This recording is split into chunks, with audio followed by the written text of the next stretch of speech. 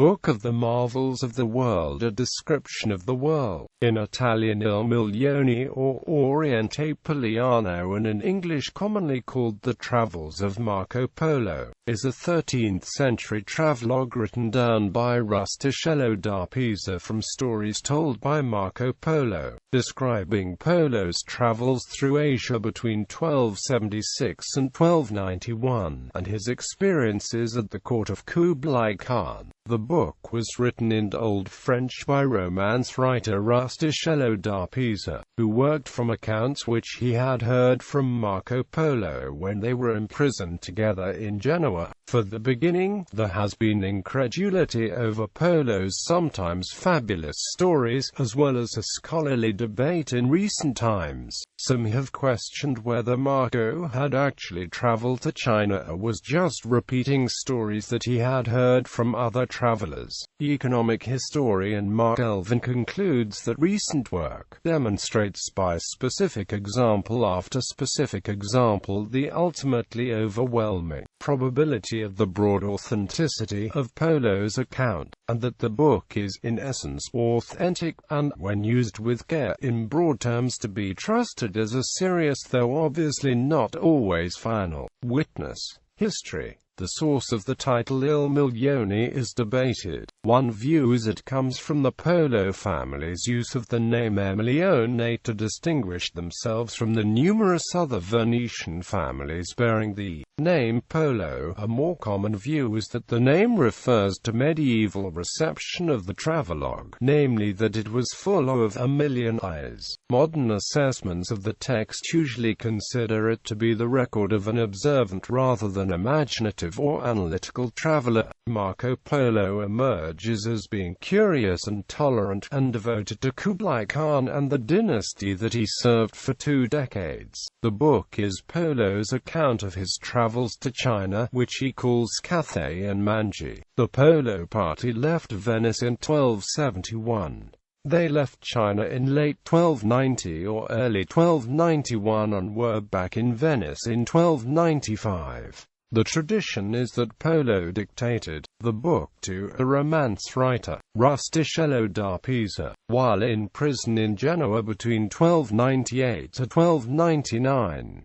Rustichello may have worked up his first Franco-Italian version from Marco's notes. The book was then named Devisement du Monde and Livre des Merveilles du Monde in French, and De Mirabilibus Mundi in Latin. Contents. The Travels is divided into 4 books. Book 1 describes the lands of the Middle East and Central Asia that Marco encountered on his way to China. Book 2 describes China and the court of Kublai Khan. Book 3 describes some of the coastal regions of the East, Japan, India, Sri Lanka, Southeast Asia, and the east coast of Africa. Book 4 describes some of the then recent wars among the Mongols and some of the regions of the far north, like Russia. Legacy. The Travels was a rare popular success in an era before printing.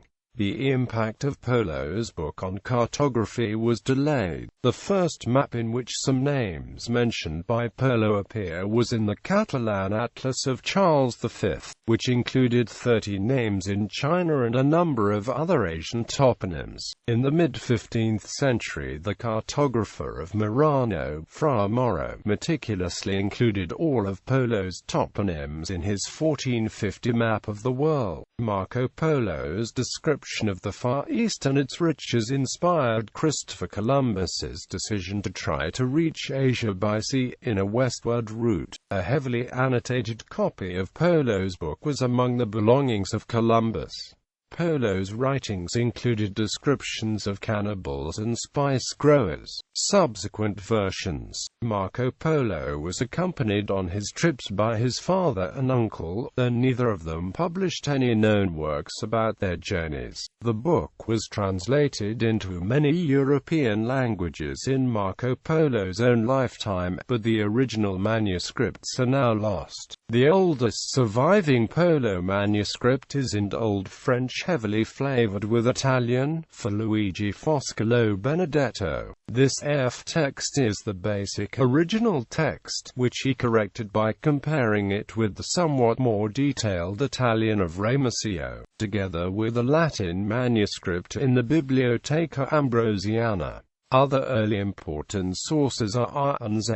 Another old French polo manuscript, dating to around 1350, is held by the National Library of Sweden. A total of about 150 copies in various languages are known to exist. During copying and translating, many errors were made, so there are many differences between the various copies. The first English translation is the Elizabethan version by John Frampton, the most noble and famous Travels of Marco Polo, based on Santaella's Castilian translation of 1503. The first attempt to collate manuscripts and provide a critical edition was in a volume of collected travel narratives printed at Venice in 1559. The editor, Giovan Battista Ramusio, collated manuscripts from the first part of the 14th century, which he considered to be perfettamente corretto. He was of the opinion, not shared by modern scholars, that Marco had first written in Latin, quickly translated into Italian. He had apparently been able to use the Latin version of marvelous antiquity, lent him by a friend in the Guisi family of Venice. The edition of Benedetto Marco Polo Il Milione, under the patronage of the Comitato Geografico Nazionale Italiano, collated 60 additional manuscript sources, in addition to some 80 that had been collected by Henry Yule for his 1871 edition. It was Benedetto who identified Rustichello da Pisa as the original compiler or amanuensis,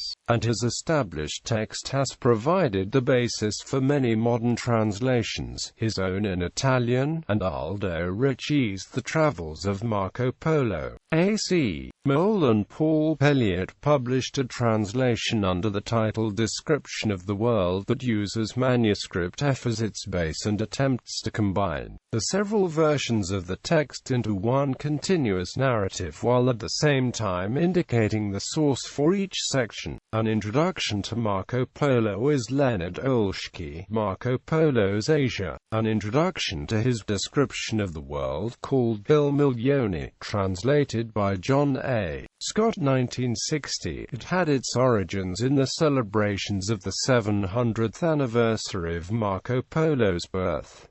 Other travelers. Although Marco Polo was certainly the most famous, he was not the only nor the first European traveler to the Mongol Empire that subsequently wrote an account of his experiences. Other 13th-century European travelers who journeyed to the court of the Great Khan were André de Longuemare, William of Rubruck, and Giovanni da Pian del Carpine, with Benedict Pollack.